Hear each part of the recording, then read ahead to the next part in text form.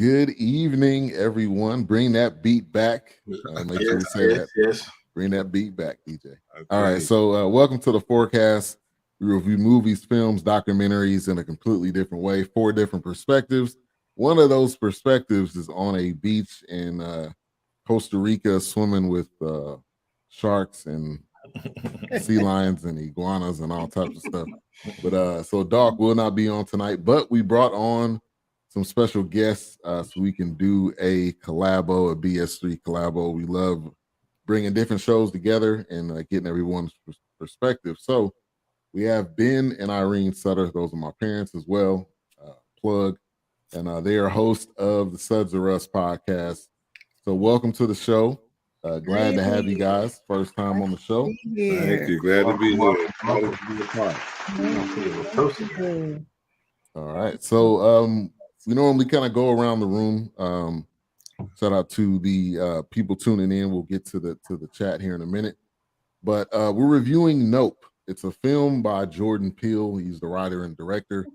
He's done Get Out. He's also done Us. And he's also done some of the Twilight Zone, thanks to Wilkes. He was the one that actually told me about that. I did not know that. So some Twilight Zone. All right. So he's doing some of everything. But definitely looking forward to tonight's show. Like I said, we got a BS3 collabo. But initial thoughts. Let's go to some initial thoughts, and we'll go to our guest first. You want to go? He is just deep. I mean, just some of the scenes are like, I run that back because I don't quite understand. But I was hesitant to watch based on other people's comments, but you can't go by other people. It was well done. I think it was well done. Watched it 3 times. So trying to capture it, Because you had to, or because you wanted to? Huh? Because you had to, or because you wanted to? Well, because I wanted to. You miss some stuff. It's deep. I mean, you gotta, you really gotta slow roll it a little bit. But I enjoyed it. Awesome. All right. That. Same here. We had to go back over to we got everything. But Jordan Peele, I like his movies, and I watched, them and Us and Get Out. So I was excited about it, but I knew the brother's deep. I mean, he always got some subliminal messages in his movie, so you just can't take it as face value. Yeah, right. There's always something that's really pointing to the African American history and what we've been through, and the results of what we've been through. So you got the seniors here. So I got some nuggets for you. I got to do my research. You know how we do it on Sudds-R-Us now. Right. I'm ready. Don't give you opinions. Yeah. Yes, we give you facts. So I had to dig deep, man. So I did a little research. I got some stuff for you tonight. All right. Let's get to the chat real quick. Raider Kev, thank you for tuning in. He says, "What's up, fam?" Chief Rock in the building says, "What's up, fellas, Mr. and Mrs." Then we got Big Illinois. Is that the Good Times? Yes. James graphic right there. He said, "What's up, fellas? Showing love. Haven't seen this, so I'll have to check back after I see Nope." And it's gonna be free eventually on Peacock. They have not done it yet. We paid for it, but it will eventually be free. So just be on the lookout for that. Right. Pastor Di, thank you for tuning in. He said checking in. And this is probably one of the newer films that we've done. We normally kind of do stuff after it's been out for a little while, so this was kind of fairly new. But we'll go to H-Rap B. Yeah, it was interesting. He's being nice. I'm being nice. I'm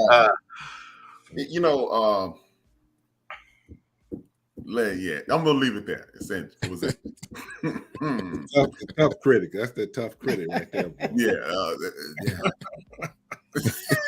We're gonna help you out tonight. We're gonna help you out. There you go. Help me out. I'll be the student tonight. You're not one of those that's saying nope is a nope, are you? Absolutely. All right, and we got it's a maybe.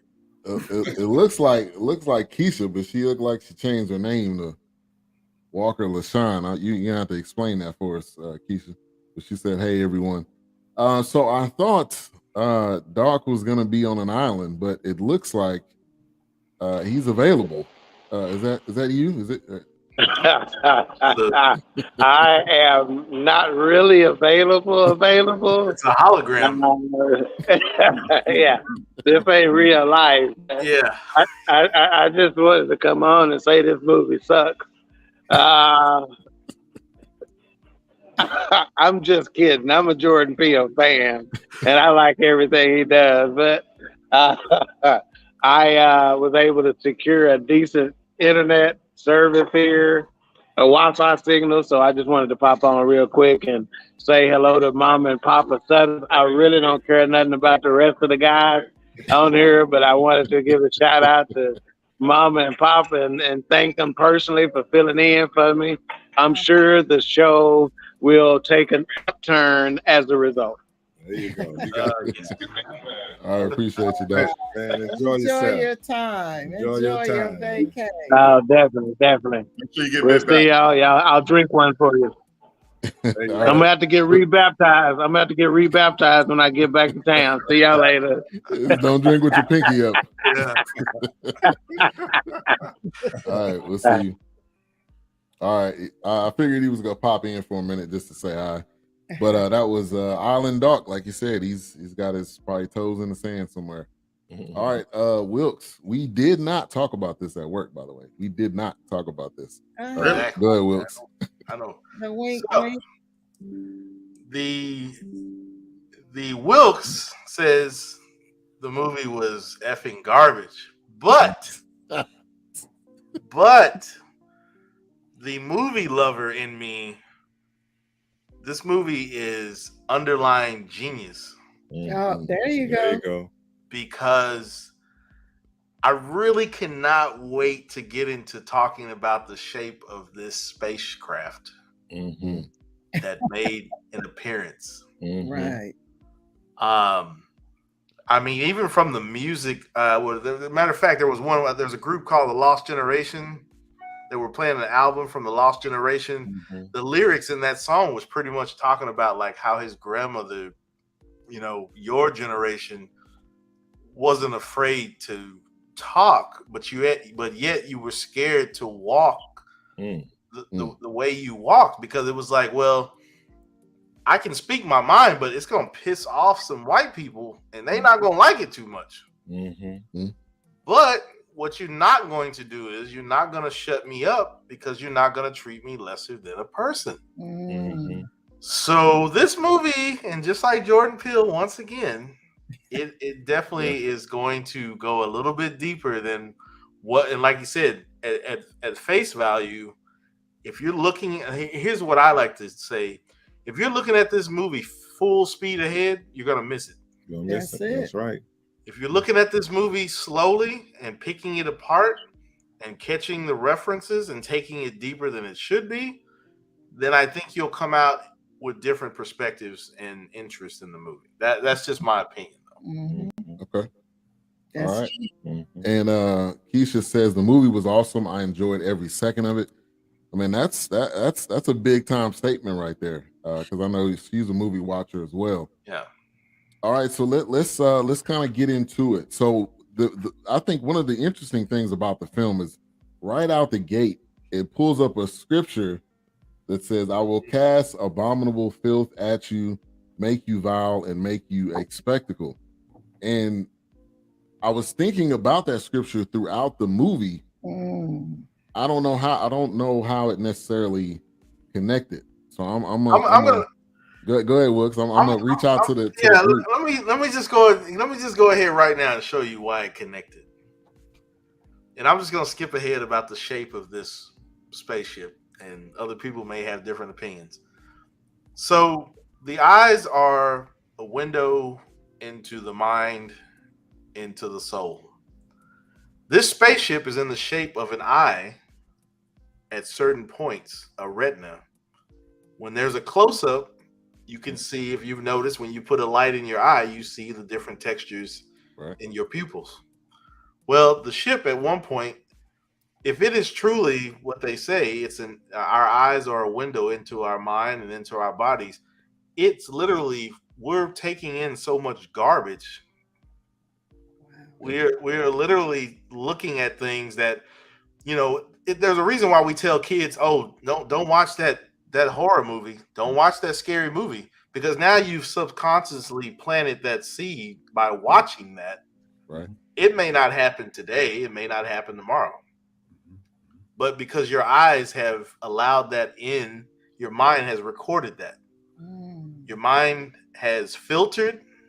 Your mind has altered. It has shaped it to what you think. Your mind will even tell you it's okay because you saw something that you shouldn't have seen. Mm-hmm. So just like that spaceship, it was spitting out those things that did not fit, that it did not want. But yet it kept those things that it could nurture and think that I can manipulate and use, and then regurgitate it. It was pretty. It's Wilkes. It's pretty crazy. Okay, Wilkes. Let me go this way, because the preacher in me, we just can't look at the scripture. We got to put it in its proper context. Oh, absolutely. But when you look at the scripture, you have to always go back to the previous verse or verses to get absolutely. the actual context of the scripture. So in that particular chapter of Nahum, when you go back to verse 1, I know it talks about the vile and also the abominable filth, but the actual chapter is talking about the end of Nineveh. Now you know why Job didn't want to go to Nineveh. John didn't want to go to Nineveh because they were sinful, they were evil, wicked. So when you look at it, it's like, because the alien is not really a ship. It's not a spacecraft. It's an actual alien that was able to form, and almost like the ship is like a shell. And then when it came at the end of the movie, you see it came out of his shell. It fully, it fully showed his actual appearance. So to me, I look at it as, because when you look at the shape of it at the end, it looks like an angel. It does. And then there's or a butterfly. But to me, it was an angel. So when you look at the contents of the scripture, God is sending abomination and damnation to this particular island of Nineveh because of their sinful ways. So this actual alien, you can put it in the context. Oh yeah, no, absolutely, absolutely. And he's coming to punish man for the evil ways. Now, when you look at the whole context of Peele, talking about how the black people have been wronged, we can get it in. I know you want to get there. I'm not going to go there yet. No, go ahead. Okay, go ahead. But he talked about at the beginning how Hayward, as Hayward Hollywood horses, were not really given their right representation and acknowledgement as being the only black Hollywood animal trainer. Right. Then when she referenced the first jockey was black, and that was her great-great-grandfather, then you see how because of the mistreatment that they've been receiving, that this can be a punishment. Now, the question is, he was basically feeding off of horses, and we'll get into Jude, I know later on, but that's how I interpreted that scripture when I fit it into the context of the actual movie. Good point. No, that's now awesome. to the historical aspect, A-Trap, I know you're that's kind of your realm. Did you tie anything historically to the first Black Horseman or the Hayward Hollywood horse? Now, when she referenced it, I was kind of like with your dad. I tied it into the events of our community. We've been overlooked for centuries. And it like she mentioned at the very beginning, she was like, the first 4 seconds of this movie showed a black man, and basically, I took that as, look, we everything starts with us and it ends with us and it's developed by us, but we never get any credit. It's kind of like what your dad was just saying in regards to the scripture. Now, when you talk about the scripture and you bring that portion up, what I look at it from this guy who I read a lot of his stuff and I listen to a lot of his speeches, named John Henry Clark, and he mentions that imagery is 80% of what our world is, and I think he was showing us how anything that we see, as your dad said, anything we see, we process it, and we basically we chew up the meat, spit out the bones, and then we deal with what we can. And ironically, I'm going to talk about that a little bit tomorrow, because I believe that's the source and the cause of most of the violence in the street today. The music is filled with filth. It's being thrown at our children. Oh no, absolutely. I think so. And like I said, and people buy with their eyes. Yeah. We learn with our eyes. People learn with their eyes. People teach with their eyes. Our parents can literally talk to us without saying a word. If they look at us with that look. So, I mean, it's just, when I watched this movie, and going back to what the pastor was saying, it was one of those things where absolutely there were moments, and once again, and I'll probably contradict myself here, because the mind wants to tell you, oh, you didn't see what you thought you saw, but you saw it. When he mentioned that at one point it looked like an angel, it did. Even to me, at one point, it looked like a queen that was in her robe ruling with an iron fist, because the part of the robe was raised around the head, and then it was draped. And then there were points, there was like, well, it descended like an angel upon man. So it was one of those things where it also became beauty is in the eye of the beholder. We've created this beautiful creature with our eyes. Our mind has filtered this, and yet now something has blossomed from that we can't put back in the box. So it's definitely one of those movies where, yeah, if you're watching this movie just to say, oh man, Jordan Peele making a great movie, let's go watch Jordan Peele. If you're watching at full speed, once again, you're not going to stop and catch the subtleties. Shout out to H-Rap. I don't know if he caught the Buck and the Preacher poster that was in the background. And there's all kinds of just little small things that are in this movie we may not even touch tonight, but just the deepness and the depth of this movie, I mean, it can go so many different ways. Let me give a couple of shout outs. The Greatest, thank you for tuning in. The Great, appreciate you. He says, crazy movie. What's up, fellas? He also said, spit out sharp objects. Yes. Raider Kev was saying, great point. That's exactly what I was thinking. I was afraid to say it out loud. Didn't want to sound crazy. That's probably to your point earlier, Wilkes. But I think when it came to Keith David, man, he only had 5 minutes in this film. 5 minutes. He's such a good actor. It was like the black person in a scary movie. They get the first 5 minutes, the credits. Once the credits is done, he dead underneath the building or something. Like, yeah, he put his boots on and got shot. That was it. It was like, he must have been on a budget, and he said, "I can only give you this amount." Green Leaf is starting next week. Yeah, and they probably couldn't afford it. Probably not. He's a well-renowned actor. He's been in a lot. Huge, but that kind of started the curiosity. I wanted to touch on that because that was the initial point where we're like, okay, what is the stuff coming out of the sky?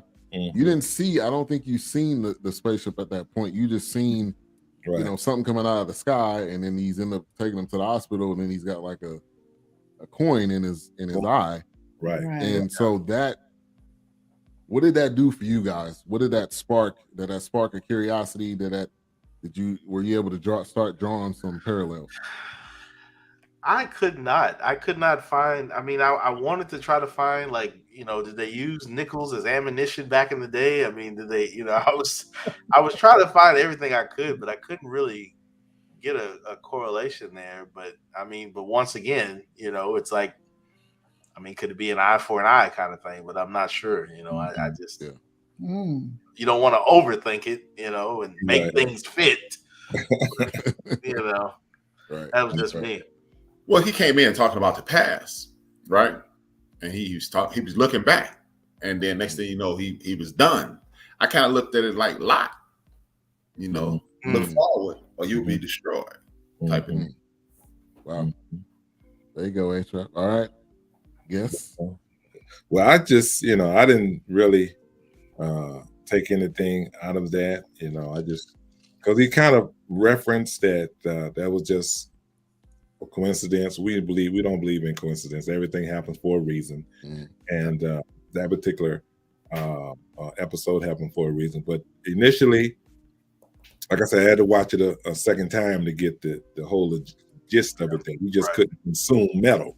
Right. Well, after he digested, after the alien, digested the horse or whatever flesh, he had to spit out any type of metal. And I didn't look at it in a lot context, but that that's a good one. Yeah, that's a good one. That he was looking back, but I just looked at he just happened to be in that path, and then his son was basically the one I think that had to be in charge. Yeah.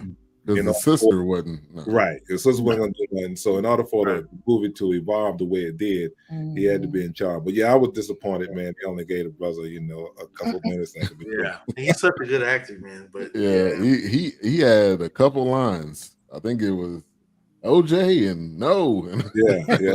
That was it. We can't really get mad. That's the brother made the movie. Right. Hey, it be your own people, man. It be your own people. Yeah, they reference him a lot. They reference the dad a lot in the movie. They did. They did. That's a good point. Very short-lived. Now, I did look up, I don't know if anybody else did, Haywood Hollywood Horses. Now, that was fictional, in this article I read, but that doesn't mean it's not tied to something that actually happened. It's just that the way they built the story.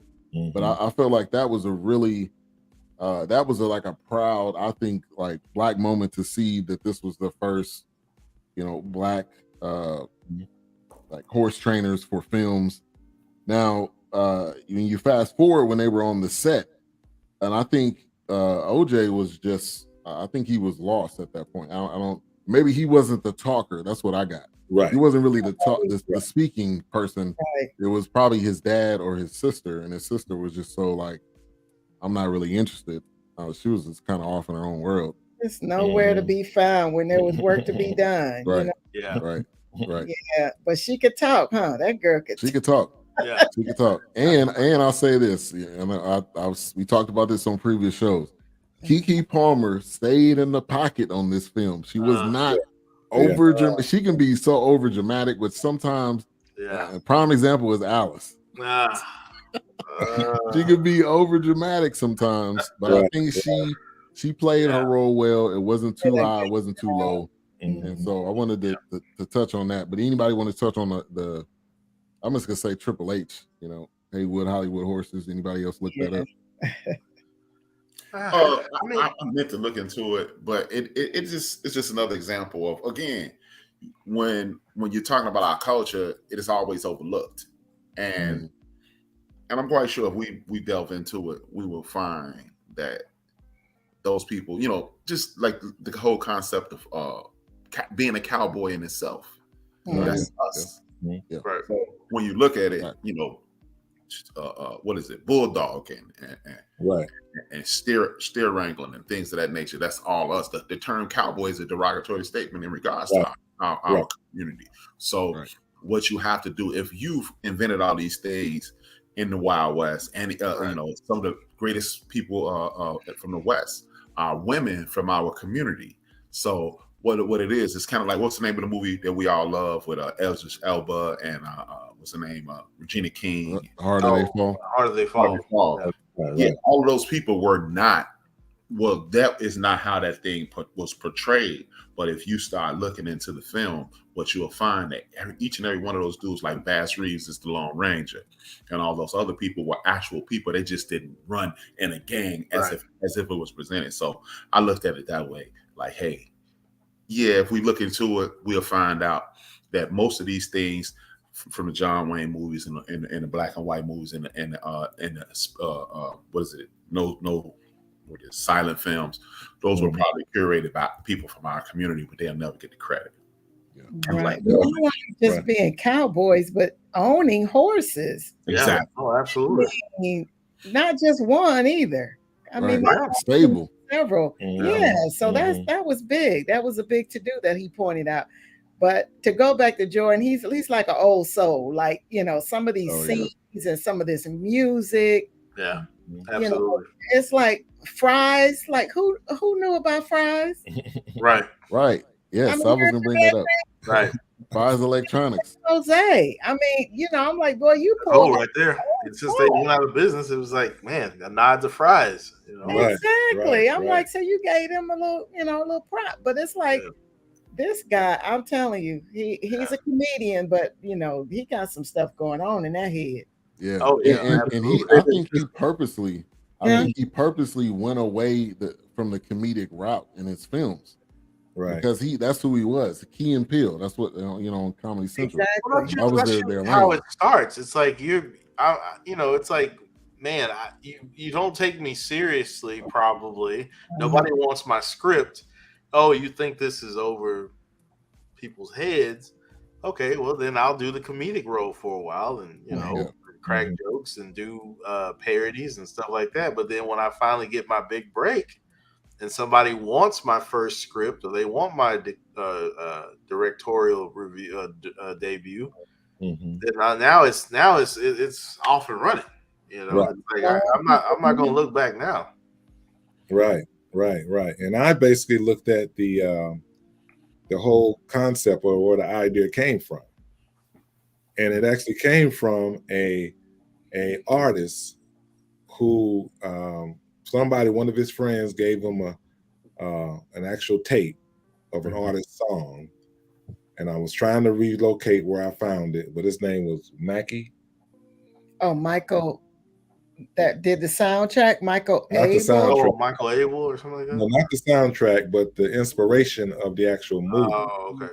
The inspiration of a movie was one of his friends. I'll try to find it again. One of his friends gave him this burner CD. Of this brother named Mackey, and he does like a combination of New Orleans jazz, and he also does some Bohemian music, and the music is deep. So when he listened to this particular music, it was called I can't think of the name of it. I'll find it. But anyway, when he heard the song, he got the idea of the movie, because the actual song is talking about an alien that came down through a light, and in order to provide for the people that was in the land. So that's the whole thing when it comes down to the alien process of not actually being a ship, but actual alien. And but that was deep, when I read that. Yeah. And you never know where musicians and artists and filmmakers get that one piece of inspiration from and how they run with it. And I wonder too, because these films have been like 2 years apart, Get Out and then Us and then this. I wonder was he kind of working on these all at one time possibly, and just taking pieces from different things. And one thing he said in the interview is that Daniel Coulier is like his Denzel Washington. So kind of to Spike Lee, I think is or some degree of what he was saying.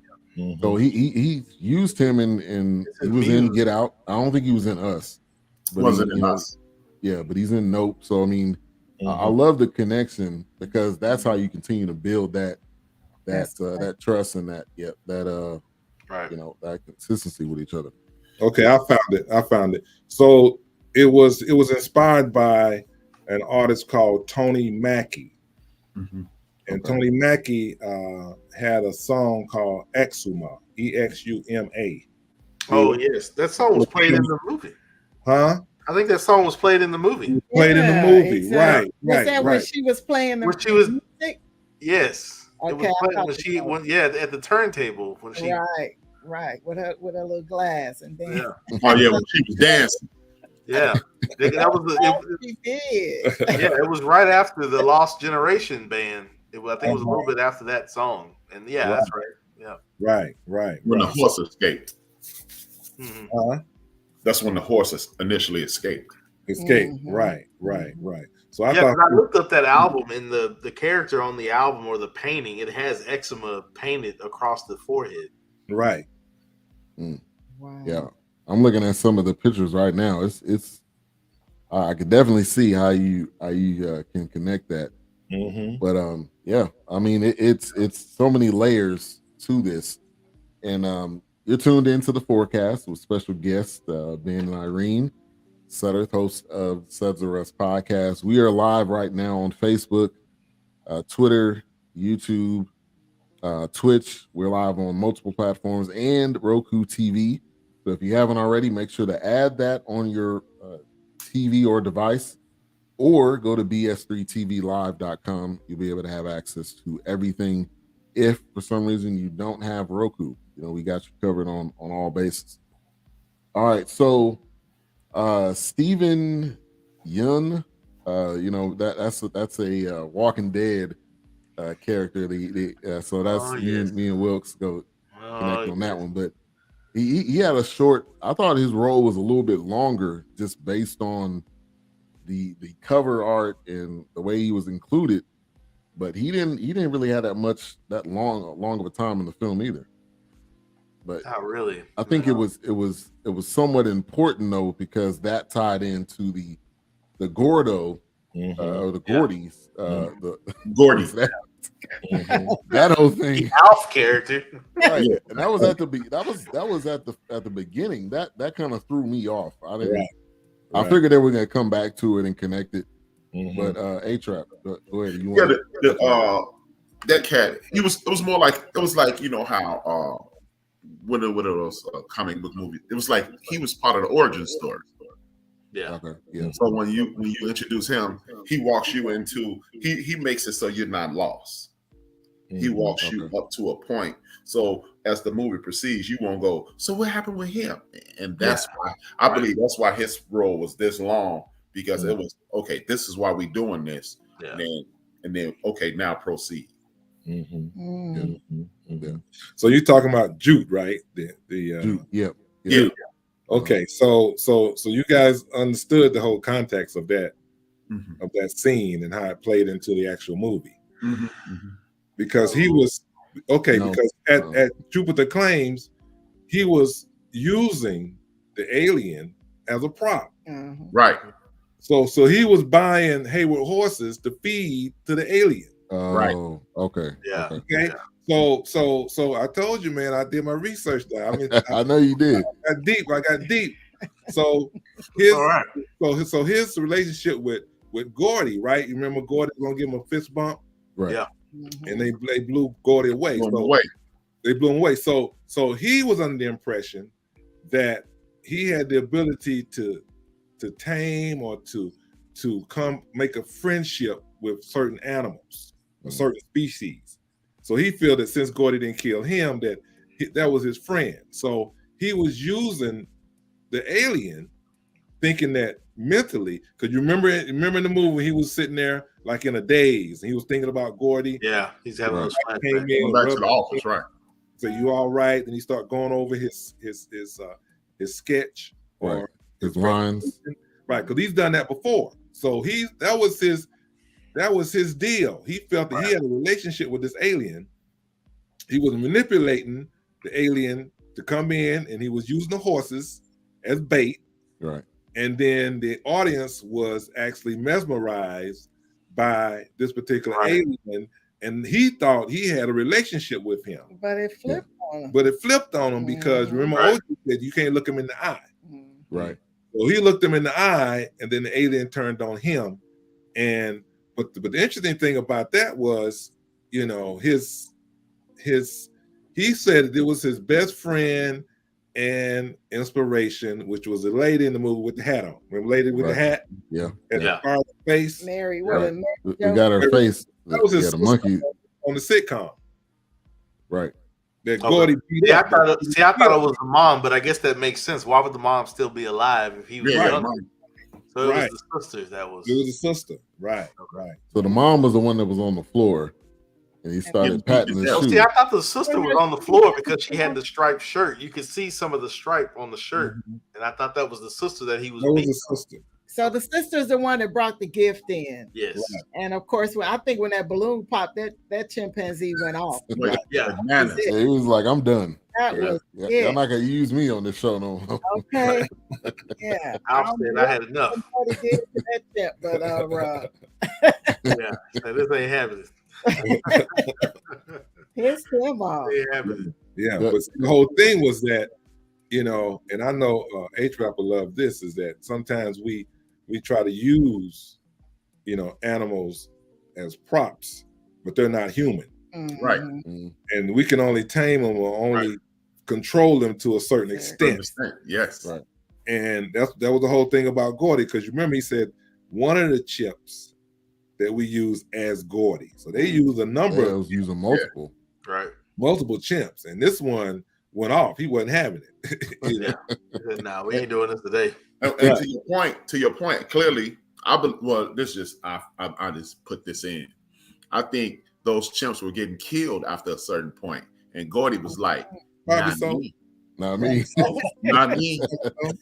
Wow. You're not Because think gonna about catch it, he was me on. beating on that lady for a long period of time, and he kept going back to beat her more.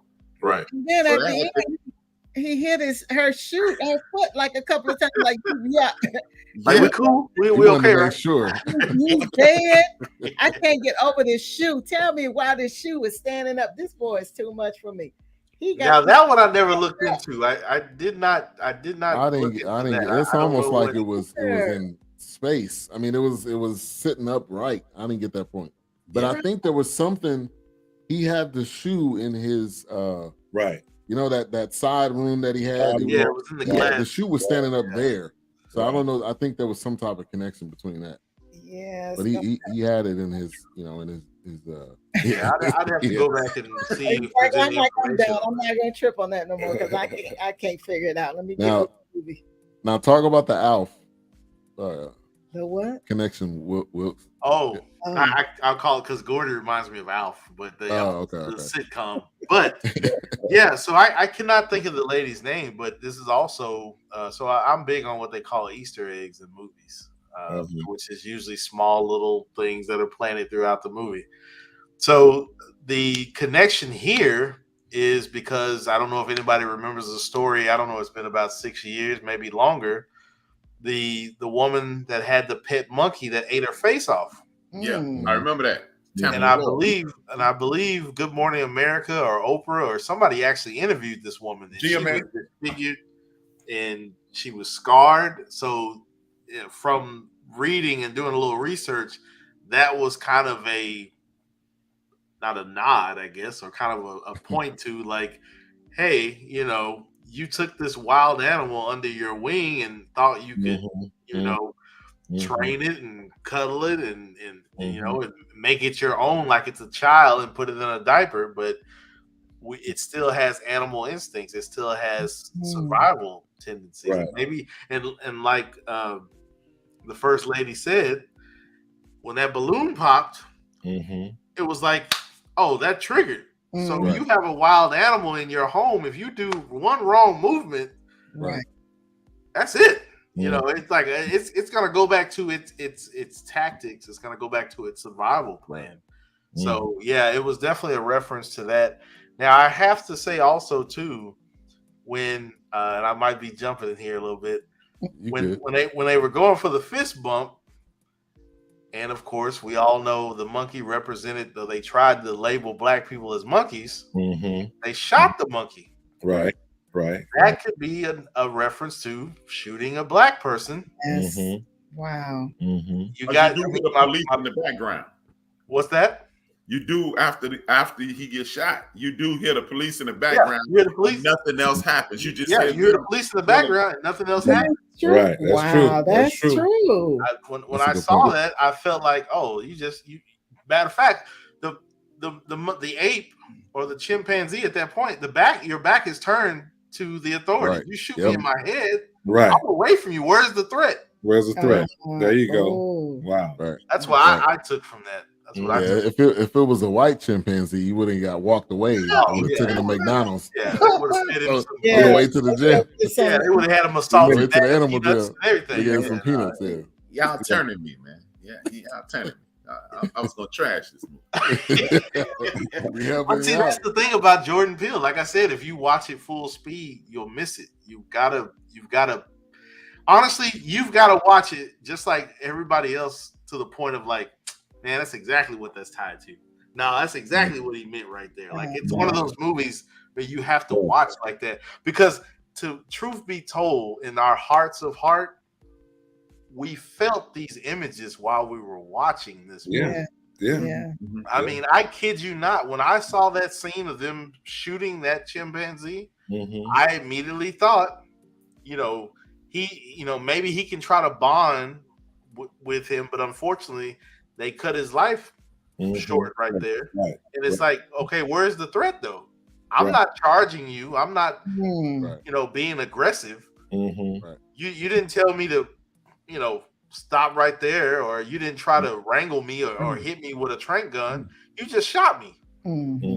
All you saw is that, there's carnage, just like with the black horse. The black horse could have referenced, he's an angry black man. Yeah. Out of control. He was out of control. It's one of those things where this movie, it's just too many connections. That made me think of the guy in Oklahoma that was walking backwards to his car. Yeah. And they still shot him.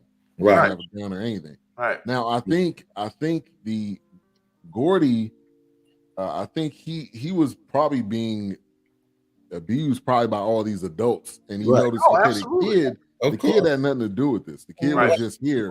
I think that's when he was like, that's my man's. Let me go ahead and give him the fist bump like he's been doing. Yeah. No, absolutely. I think, but he connected everybody else to being probably abusive or not treating me. Which definitely really gives credence to Will's point. If it is a African American reference, I'm gonna attack everybody who's been oppressing me. Right. But if you don't pose a threat, you're safe. Exactly. That's what he felt. He felt safer. Yeah, you're right. Shout out to DJ Knox. Thank you for tuning in. Front Ground Records. All right, so let me mention this since you asked about the shoe. So the screenrant.com really says that the shoe represents a form of protection. When the animal went off, it actually calmed down when it saw Ricky, the boy.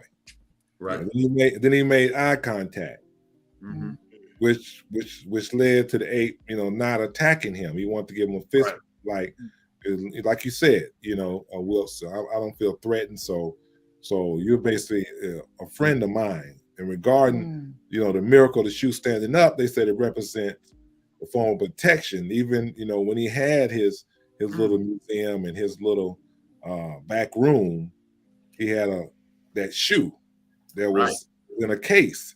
So he actually feel protected, even though the whole set was soiled with blood and with all type of carnage. If you notice the shoe, it was standing. I don't think pristine. Right. No blood on it. Yeah. Man, y'all turned me, man. I ain't gonna lie. I came in tonight ready to trash this movie. That's what we do. Now at the end, and trust me, don't get me wrong. I watched it as, man, that's another Jordan Peele movie. But then, like I said, I love Twilight Zone. I love the Twilight Zone from the 60s, black and white. I'm the kind of person where I can't imagine what was going through people's minds when they watched the Twilight Zone at whatever time it came on at night. So when Jordan Peele directed the remake or a new season of Twilight Zone, he's gonna put his foot in it. I mean, he's gonna do those things where it makes you think again. And I felt like, and I almost made the mistake. Like I said, I was gonna watch this movie because, oh man, he made Get Out, he made Us. I mean, but then I was like, I had to stop, and I had to put myself back into, okay, this is gonna be deep. There's gonna be things that I miss. because I have to say, even I made the mistake of not really paying attention in the beginning because it was just like, okay, whatever. But then I had to reel it back in, and I had to put the blinders on, and I had to watch it and get these small references, and I had to let my mind, once again, that spaceship to me was like an eye taking in information and filtering things. So I had to watch it and take things out and put things in and like, okay, this is what I feel. Like, I honestly feel this is connected to this when I watched this. I couldn't deny it. It was just like, man, why is that sticking with me? Like, why is that making me reference that? Why is that making me think about a certain situation? It was one of those movies. Man, I gotta watch this again. You gotta watch it again. Twilight Zone reference, and then Jordan Peele. And I've been watching that Twilight Zone thing, right? And then he put it out that Rod Serling created Twilight Zone to highlight the suffrage of Black people.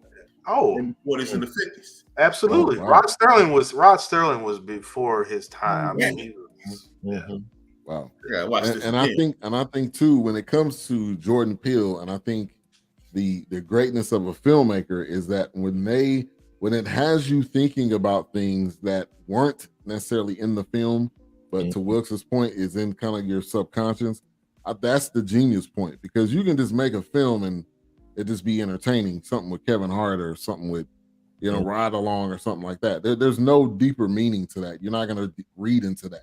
But Jordan Peele, I think the genius of him is that when you watch something, it's going to make you think, and you're going to be coming with all different things. And now, as we're talking about this, when they were putting the names of the horses, that was making me just now thinking, say their names.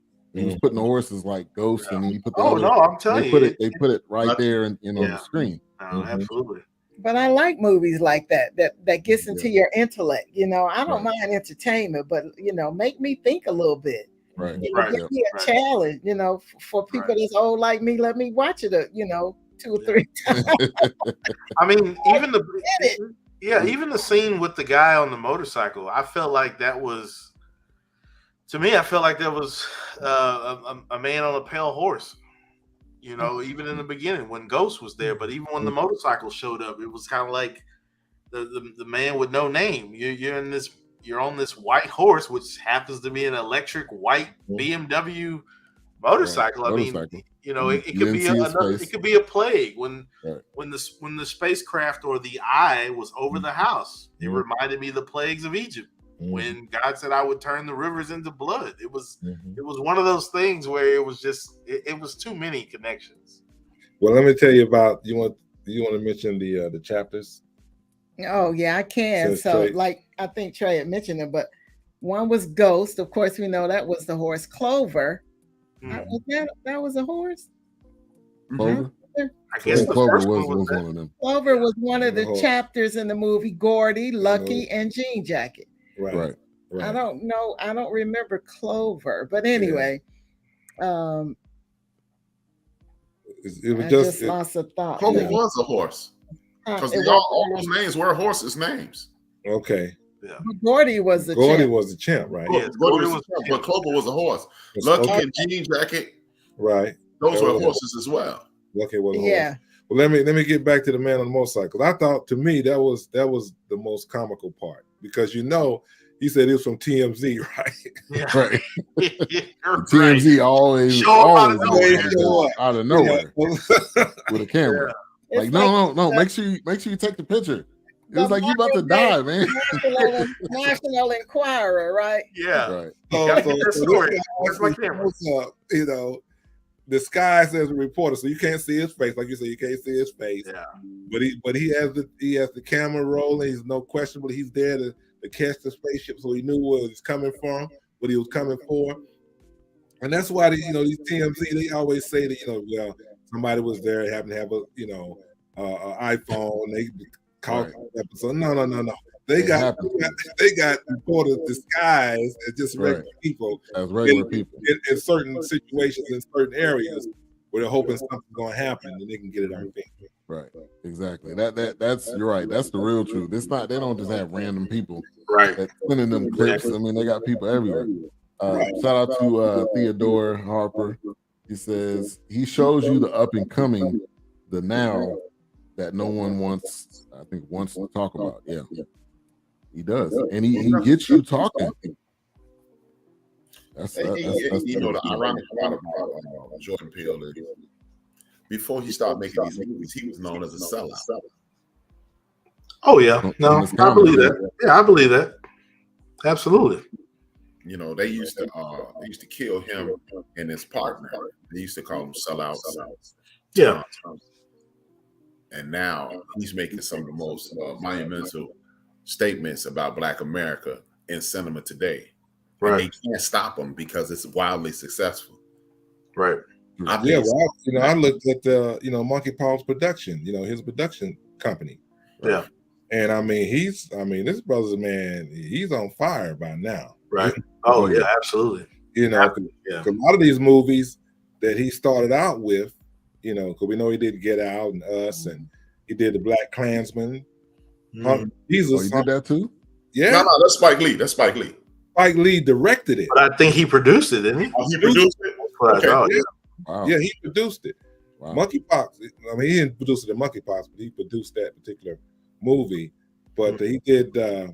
I don't know if you guys are going to look at this. A Honk for Jesus. Now that's the one we couldn't get it. That's the one you looking like, nah. That was shot at the House of Hope too. But keep it moving. But a lot of these movies, though, his budget was around 5 million up to 7-8 million, and he grossed a lot of these movies. Right. What was it? 220 million. Was it them or I thought us? It was 20. Us. Yeah. Us. Wow. Yeah.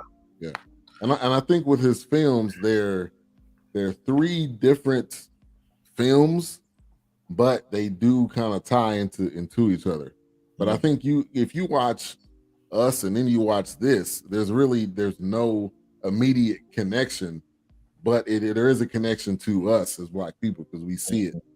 Yeah, don't bother with Honk for Jesus says. Thank you. Yeah. No. We probably won't do that one. Shout out to Film Sisters because they wrote that and they were Deidre's classmates. They were Deidre's like that. Was it Jesus the Rock Star? We don't want to watch that, man. Yeah, Let it go. So, but I was thinking going back to the house when the alien, put all that blood on the house, and just really splattered it. Like, that was like they were protected. Where guys said you put that blood in the doorpost. I didn't think about that. I forgot about that. I just thought about that, and it's like when I know they're the starring cast and nothing happened to them, but I kind of put that. Thank you. That's back to the lock thing too. What's that? Because here's the one thing. Why didn't it just consume the house? Why did it?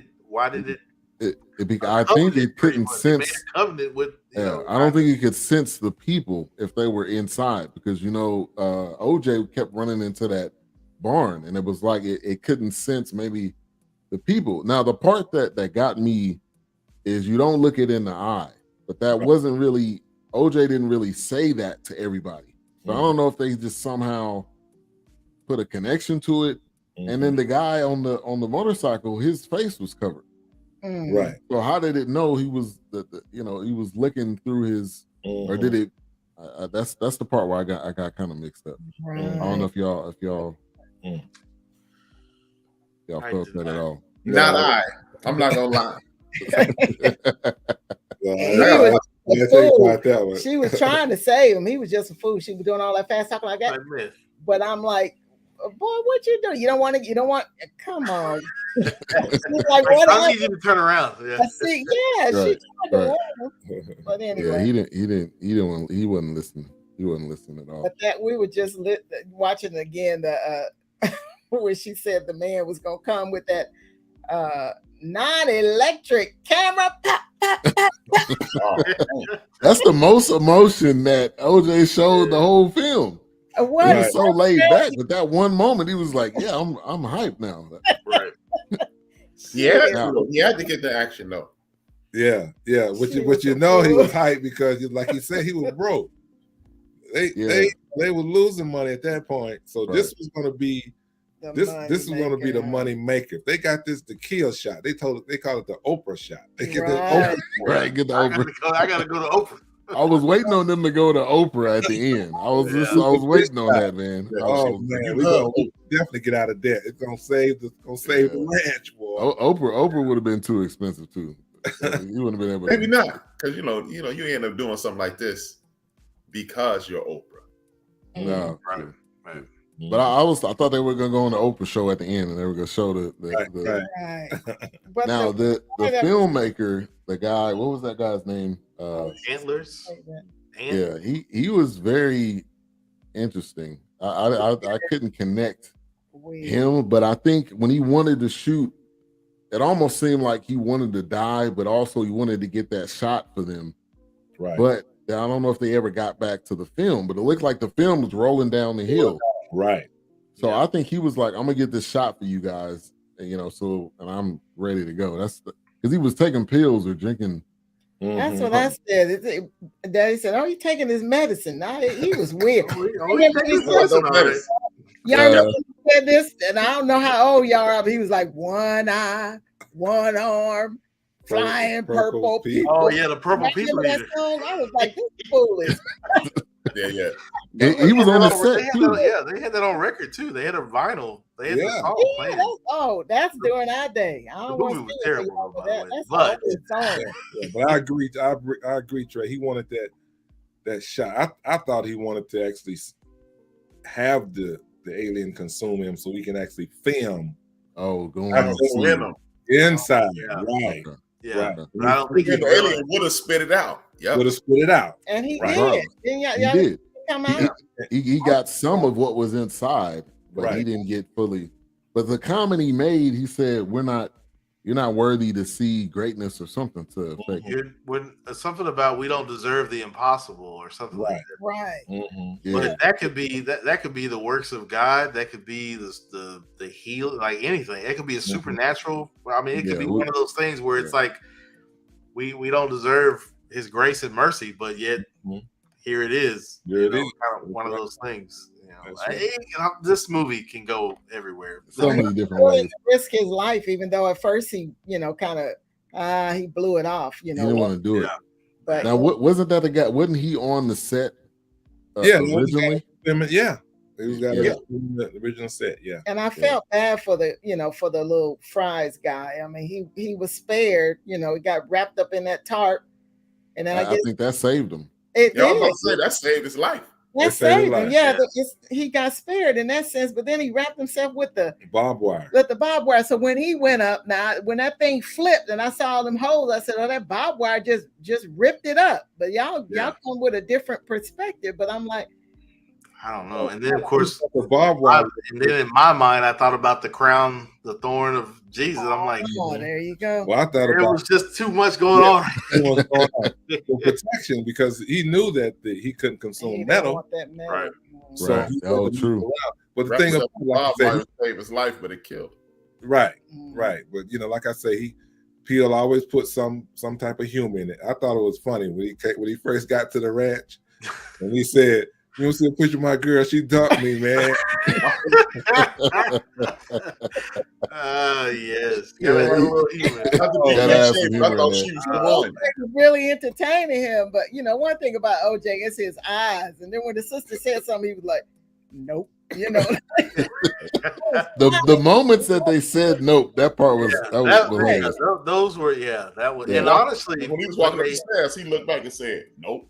When he seen those little kids running around, he was like, "Nope, I'm turning around." Nope. And that's what I loved about the intro when it came in, after they showed Universal Studios, and then the mom was saying, "Oh, you would think he would know how to get a great birthday present," right? And she said, "Nope." I felt like that was kind of like an intro to a sitcom or a TV show, and it was like the show was called Happy Days, and it's like, nope, the show's called Nope, so it's just like nope, and it's like they would plaster it like on the screen. That was the tag. That was the tagline. Yeah. That was the punchline. Also, one other song, the actual song called Nope. I mean, you hear all that Western whistling in it. Yes. Like, Mhm. this guy is like, that's way back. That's an actual It song. was, I mean, What's the name of that?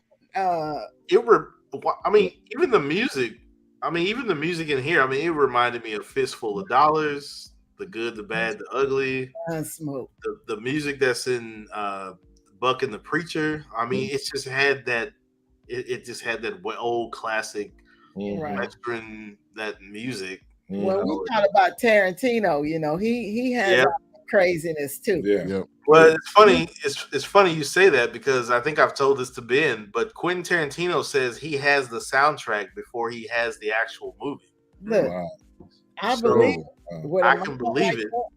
And it was one of those things where it's like if I can use music to paint a picture in my mind, Right. then how can I transpose that or transfer that to literature or images? Right. Yeah. Hey, Chuck, you want to Peele, I was gonna say Peele had, he got his production company, Monkey Paw, has a 5-year distributing deal with Universal Pictures. Oh, Man, Wow. that's significant right there. And he signed that in 2019. So everything up to 2024 Right. will be distributed by Universal. Wow. And I just want to point this out. This Monkey Paw reference. It takes me back to the Twilight Zone. Once again, Twilight Zone head going on. There was an episode where somebody purchased a monkey paw in the store, and the monkey paw granted wishes. And when you made a wish, one of the fingers were taken away from the monkey paw, which, fast forward, Jordan Peele directed Twilight Zone. I think it came out in 2019 or during maybe 18 or 19 when he did it. But there's a scene where he brought the monkey paw back. So it's one of those things where he's putting little things out there in the space, and who's gonna grab it, who's gonna latch onto it and notice it. But I love little things like that. I love the thought provoking. And real quick to Monkey Paw, here's some of the films that have been featured films. Keanu, which I don't know if y'all remember that one. I was one with the cat. Yeah. That was comedy. Right. Then he did Get Out in 2017, Black Klansman, Yep. Us, Candyman as well. Nope. He did The Honk for Jesus. And then Wendell and Wild. And then he's coming out with The People Under the Stairs, which that's Universal. Yeah. So he's got. Is that a throwback? Is that a nod to an old school? That's a remake, isn't I it? think that's a remake. That's a remake. Yeah. People Under the Stairs? People under. Oh, really? Yeah. I think People so. Understand it's a remake. So that's Yeah. gonna be scary. Is that what? That's probably gonna be. It was scary back in the 80s. But the dramatic said, "Let me into your heart, anywhere, down the stairs, in the hall." Now, when OJ was walking around the barn and he heard the horses, and eventually we learned it was some kids messing with him. But did y'all think that was the aliens at all? Did y'all think that was just?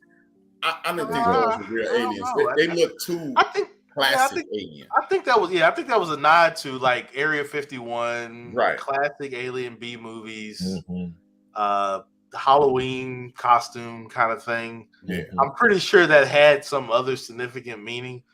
But can we really just go back to what we may have missed this in the entire movie? Can we go back to OJ and the horse, the Bronco? Yes. Can we Yes. You're surrounded by horses, and it's like, come on, man, OJ and the horse, man, come on, let's just be I honest. thought that at the very beginning when the white woman said, "What's your name?" and he's like, "OJ." OJ. Yeah. And she was like, OJ. Yeah. OJ, huh? Connected. OJ Simpson. Okay. Yeah. She connected that right out the gate. And I thought that was interesting. Yeah, that his name was OJ. And he picked that specifically.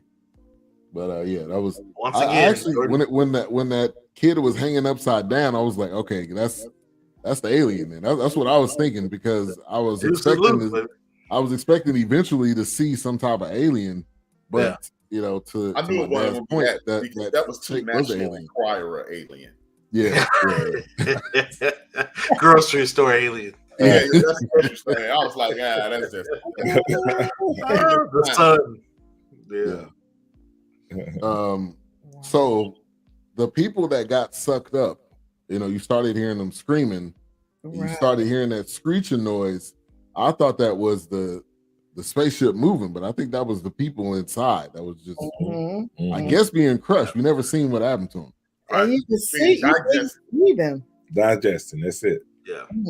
That's what I have to say. There was another comical part with the guy on the motorcycle, because when he flipped off that motorcycle, he gave a scream. He broke something. He did. At first, it was like he did. He was dead for sure. Up. The way he screamed, I was just like, what? Right. He's like, help me. Where's my camera at? He's like, dude, bye. He was like, I can't move. Give me the camera, man. No. He's not worried about the camera. He was worried about the camera. I'm like, man, you messed up, man. I told I hate this movie before the night. No, it's a thought-provoking movie. It's one of those movies where it just, like I said, if you're watching it at at full speed, it's like you're gonna miss the small subtleties in the connections. I mean, now you can go one step further and why is he wearing a hoodie called the Scorpion King? Well, that was a nod to Jordan Peele, because I think it was his first movie he worked on, or something like that he mentioned. But the one with the Rock, the one with the Rock. I think he worked on the production team or something like that, or when he got started. But I mean, it's just smaller things. Yeah. Well, I didn't have time to to actually research this, but I believe Wilkes, every shirt they had on, because he always had a T-shirt on. Oh.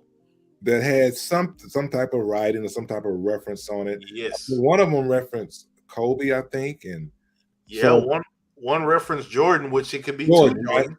Yeah, so no, you're absolutely right. You're right. Right. And who knows what her T-shirts were about? Jesus Wizard. Yeah. So I forgot. That's actually a punk band from Australia. Okay. Okay. Help me. That's why I said, once again, those small little subtleties. Right. There's a connection. So that was a plug. That was $1 for him then. Oh, absolutely.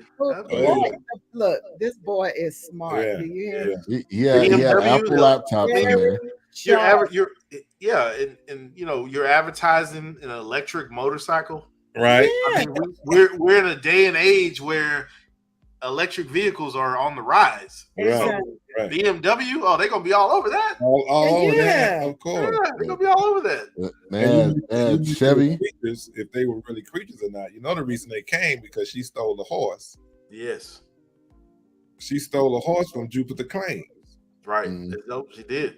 And that was, he sent this. I don't know, they referenced his kids. I don't know if they were his biological children, but at that particular episode where he was doing his presentation, he said, "Well, my children come take a bow." And so he sent them there just to mess with them, because he knew that he stole their horse. Yeah. No, absolutely. Yeah. And so all the horses they had, they end up running away, or they end up going to Jupiter Claim, because they only had that one horse left, right? There was still some horses, I think, in the stable, maybe one or two, because he said, "Okay, you're right." Go buy and he sold some too. Sold some, yeah. Because he was gonna try to go buy them back. Yeah, right. What did he take? 10 of them? He sold 10 of the horses. 10 of the horses. So that's how many times he was entertaining by feeding the alien. Yeah, because he was using those horses. Because when he did that last kind of stunt, he been doing this. It wasn't. They made it. It portrayed it like it was the first time, but he really been doing this. Yeah, he had been doing that for a while. He had been doing it because he gotten used to it, and then he was so surprised when it came and sucked everybody up, and then it was right. So it never really sucked. It never really showed up like that. That was the ultimate, I guess. Right. Right. Well, I think because OJ had pissed it off, just like you pissed off a wild horse. Oh man! Right? Or just like the chimp went off. Right. He went off because he knew that he had met someone that was, and that's why he referenced the. I don't know if you're going to mention this, but that's why he referenced the jean jacket. He called the alien jean jacket because he basically tamed the horse that his sister wanted to tame, and that horse was Jean Jacket. Right. And so that was a reference that he's getting ready to tame and take out this alien. Right. Yeah, that's a good point because that's the horse she wanted. That's Right. You got him. Right. Right. And when they was kids, he did like this. I got you. Right. Well, he rolled off. He said, "I got you." And then, of course, when I seen that, for my mind, it was a reference to the ship because it's in the shape of an eye for me. Because it's like everything is through the eye, like everything is everything. For me, initially, it looked like a hat or a bedpan turned upside down. No, Ben, I tell you, it is easier for a camel to pass through the eye of a needle than it had that one hole. I'm like, what is this? But did you guys get some sibling rivalry there? Maybe that's why she did not care. She didn't want to work. She didn't want to have anything to do with it. Yeah, and so I think that just tore her apart. That the daddy did not. Because he goes, where your sister at? I thought she would have been here by now. I mean, and then she come rolling in, when he's trying to get his words together for this presentation, she got this, this. Now, as she's going on with her. What as the first today? But anyway, as the first lady is saying this, is she the prodigal son? But the female, I mean, mad. She was mad. Well, the thing about it is, they had a nice house. This house was huge. Yeah. But she slept in a trailer. She didn't sleep in the house. Remember, she was in the trailer. And she fell asleep. Yes. Right. So she had her own spot. Yeah, I was gonna say she would never go in either. Right. I did not pick up on that. Yeah, there were some issues between them. Yeah. Oh yeah, absolutely. I thought she didn't live there at all, and she just came back to help. That's what I felt like. Like she just popped up on the scene. Yeah. She wasn't even in the house to play her music and get her a drink. Get her a drink. Now, is this a little far fetched? Maybe my mind was going somewhere else. But the those, what do they call those things? Those wavy men or whatever. Oh yeah. Yeah. Go ahead. Were they in the same color pattern as the banner that was hanging out of the? I didn't even notice that, but I think they were. I felt like they were in the same color pattern. Right. As that banner that was, I don't know what they call that thing. A kite tail, I guess. Right. Yeah. It was. I think there was something. It was hanging out of the. I didn't notice that. That flag was shown in so many different scenes. The triangular. Right. Yes. And I felt like it was in the same color pattern as those little. I watched this again, man. You see what who was that? Raider Cab put up here. Oh, I missed it. Yeah, he said, to your point, Wilkes, this is how this can be viewed in so many ways. When I watched it with my grandkids, we all thought it was trash. When I watched it by myself, I thought it was brilliant. Yeah. I mean, your grandkids are probably going to be like, it's almost like you literally have to put the mental brakes on, right, and watch it slowly. And that's the thing, catch little pockets of information, right? Because, like I said, Jordan Peele, it's like a moth to a flame. You're gonna watch it. It's Jordan Peele. You're like, oh man, and then when you get through with it, you're like, man, I didn't get that. What was that? Maybe I need to watch it again. And then, it's like, and then when you slow down, it's like, wait a minute. This comes together, like it starts falling into place if you just allow yourself to watch it and not think, oh, Jordan Peele's behind this, I gotta watch it. Well, that doesn't always make it great. You're gonna have to see why he's so deep. I rushed to watch it too. Yeah. Trust me, I'm the same way. When I watch, I have to slow down. You gotta take your time with this one, yeah. I love movies, and I have to slow down sometimes, and I have to watch it in a sense of, man, I know better. As much as I love movies, as much as I watched movies with my mom growing up, like that was our sentimental time. That was our bond. Yes, she loved watching Gene Kelly and Fred Astaire and those actors and Sidney Poitier and with Imitation of Life and movies like that. It was one of those things where I had to slow down. And when I watch these movies, there's mythology references, there's biblical references, there's science and mathematic references. If you want to be honest, there's irrigation, farming. I mean, everything. I mean, even to A-Trap, he said it all the time. Even when I watch this, I try to watch it the way A-Trap would watch it when he talked about the black cowboy, about the significance of, hey, we can go any further. Martin Luther King, you tell us to pull ourselves up by our bootstraps, but you haven't gave us representation. You haven't given us any land. We don't have any boots. We don't even have any boots to pull ourselves up by our bootstraps. What are you talking about? So this movie can go so many different ways. It's just too many avenues that it can take. Well, check this out. This was something that along those same lines, Wilkes, is that, you know, when they were introducing the whole scene about the first black jockey and you was the first man riding on the horse, overlooked in Hollywood. Well, OJ referenced that.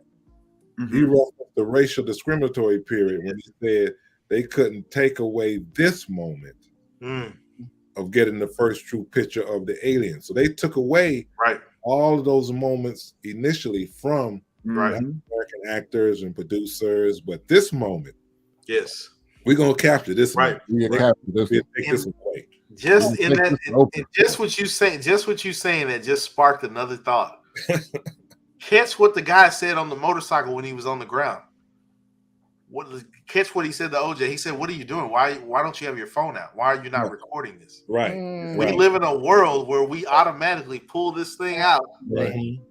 Right. Instead of watching somebody get beat or drugged or shot, instead of helping them, acting up or destroying the grocery store, flipping shelves over, we record.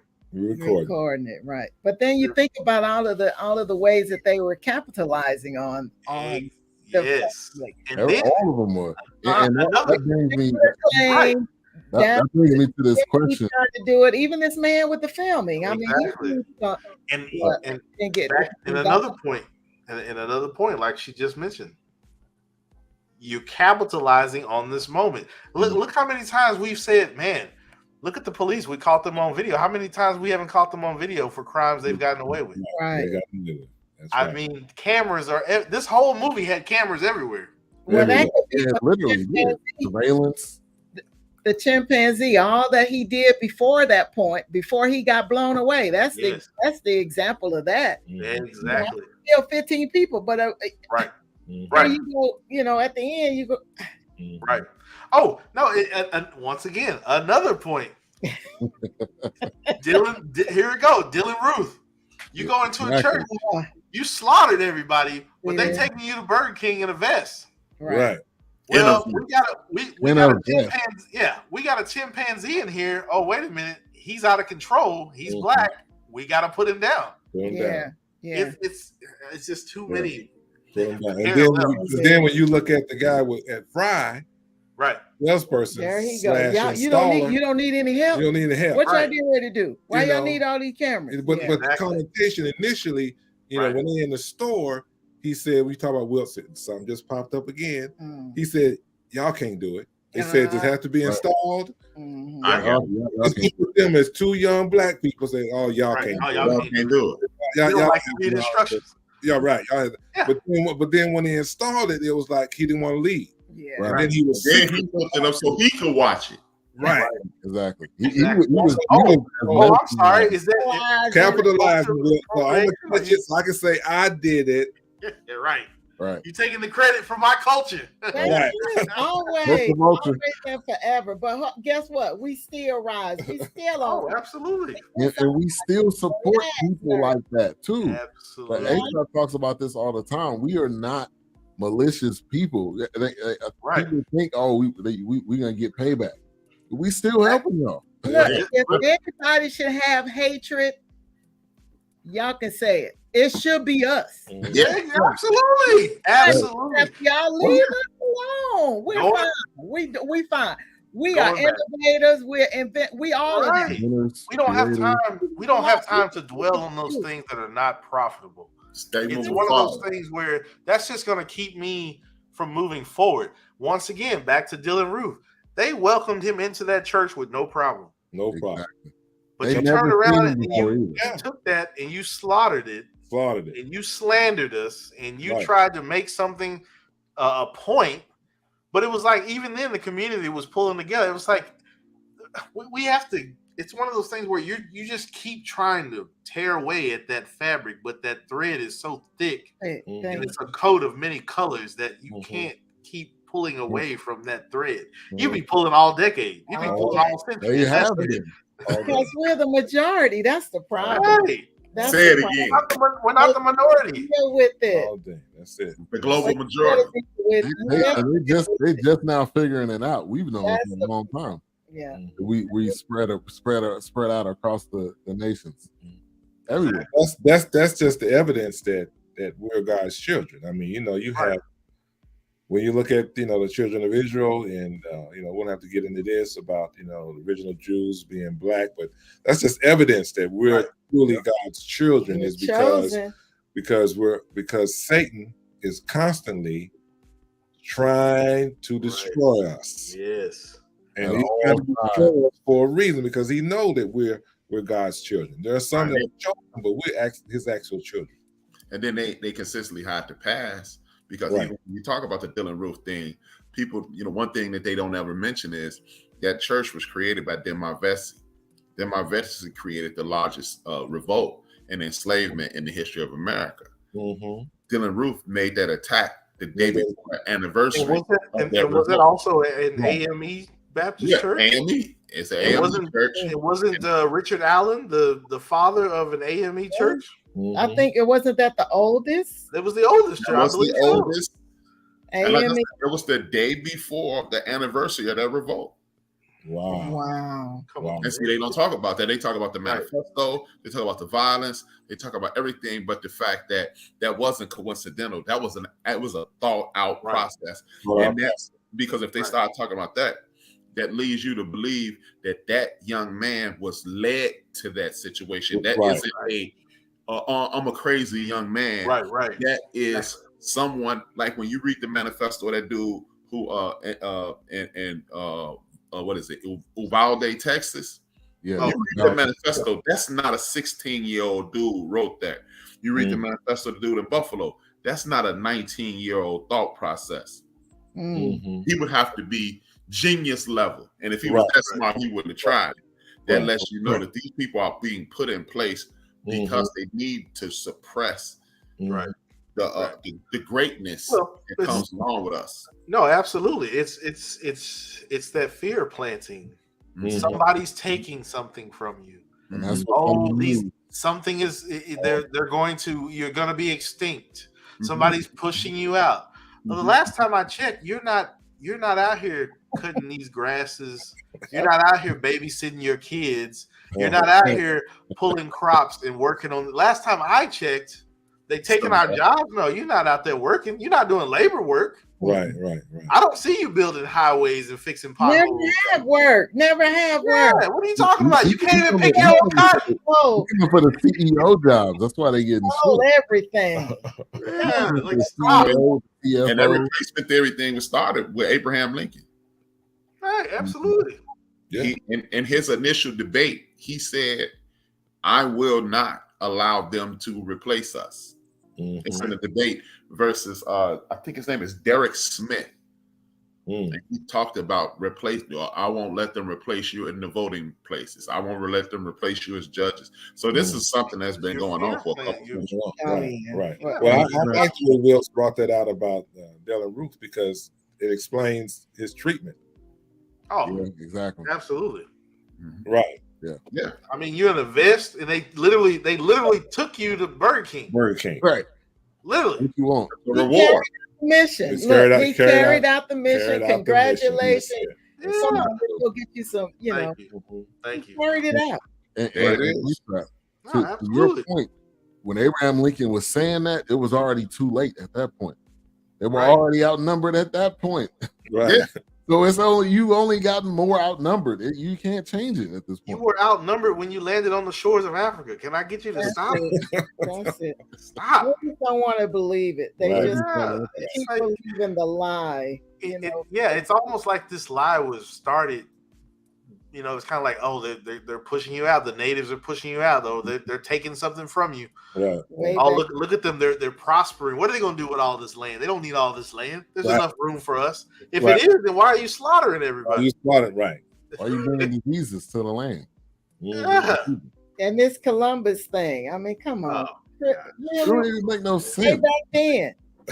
Don't You get hear somebody's here, you say, I discovered it. It was like, What did he do? Why are we celebrating him? Right. Child, that was you were gonna be born on Columbus Day. Thank you, Jesus. Hey. Hallelujah.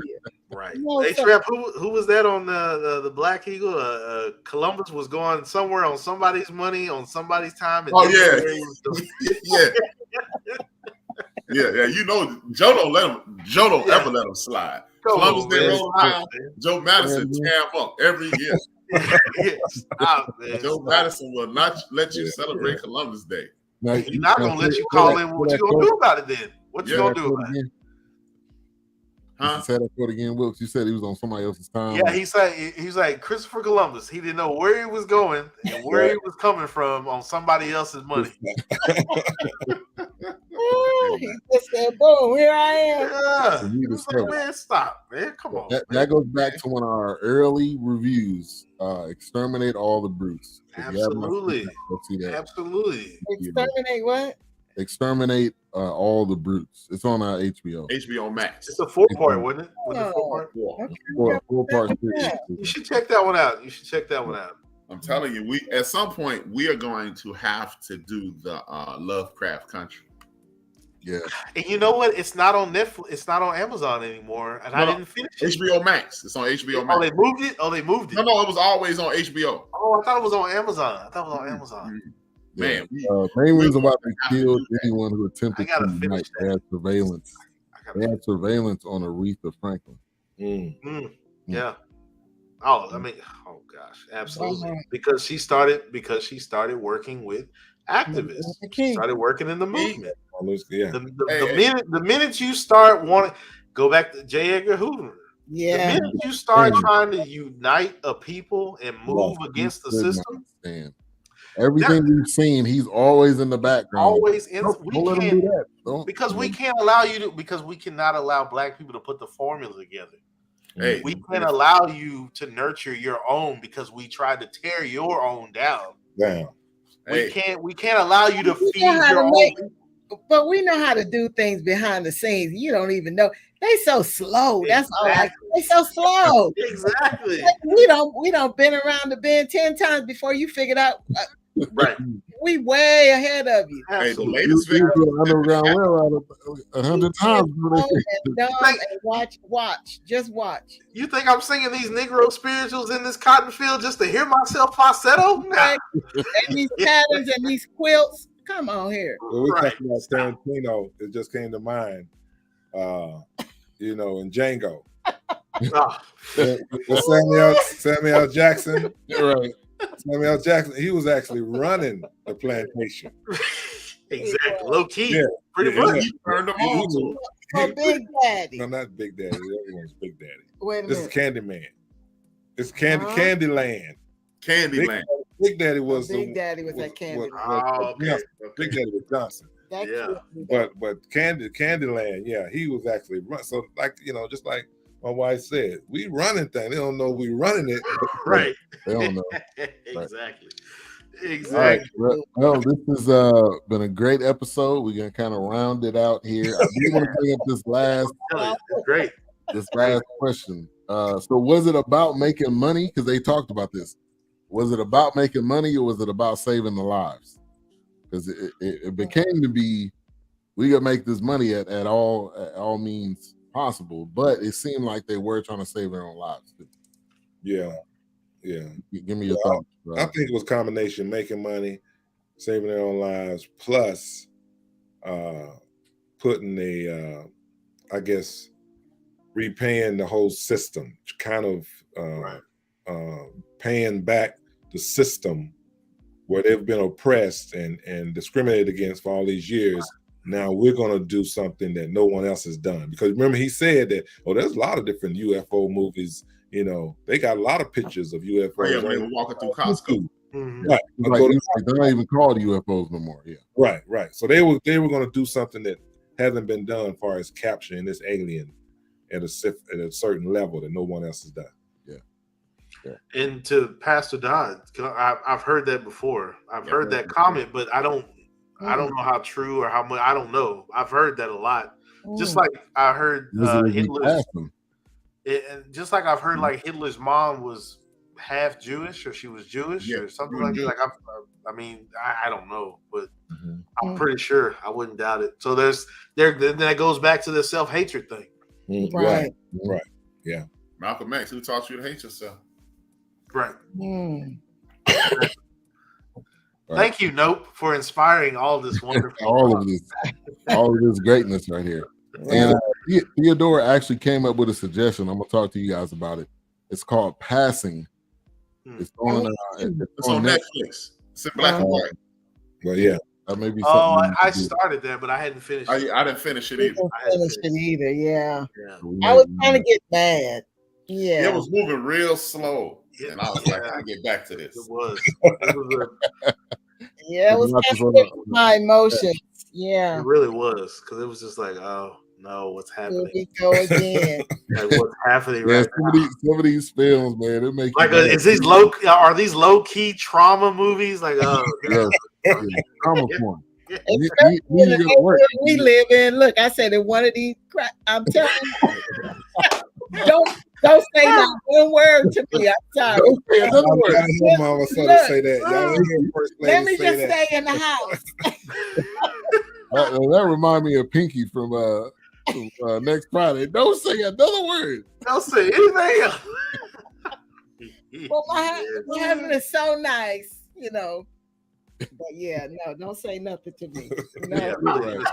Especially when you're tired, you just got home from work. Please. No, after I watch one of the movies. That's what.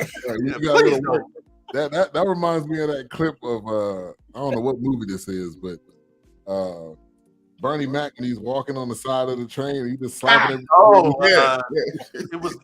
It's a Chris Rock movie.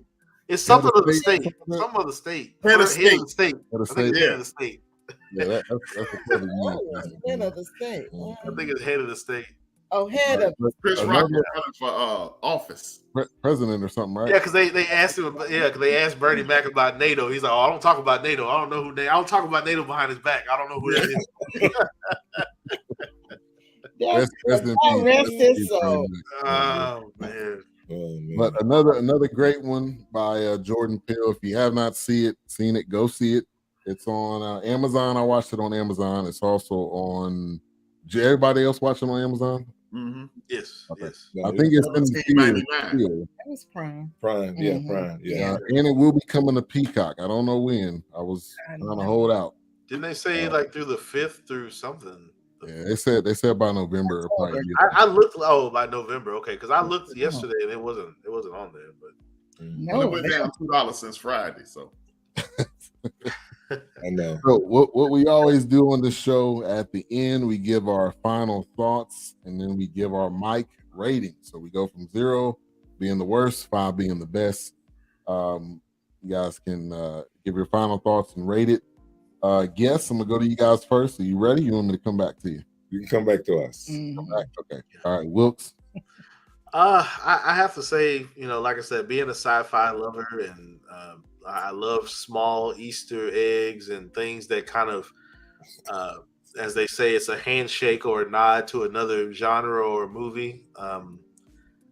Even the scene where they had the spacecraft or object on its side, and to me at that point it really did look like an all-seeing eye, because of the details and the retina, and if you've ever looked at your eye up close, it had those kind of textures there. But no, I thought it was done well. I have to say I did think it was garbage the first 10 minutes, but then I had to stop, and I was like, you know what?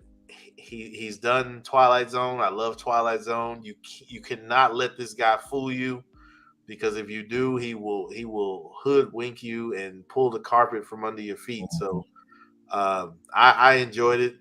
I probably would give it. I'm gonna probably hover around 4.5 mics. Ooh, okay. And that's only because I love sci-fi and I love what he did to Twilight Zone.